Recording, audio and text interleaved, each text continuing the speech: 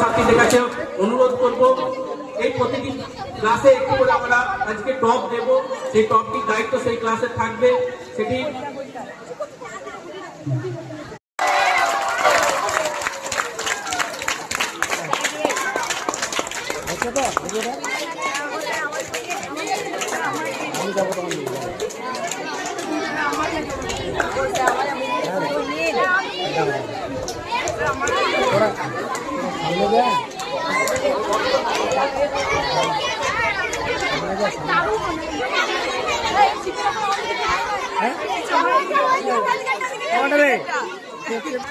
মাতৃ স্নেহে এই গাছগুলিকে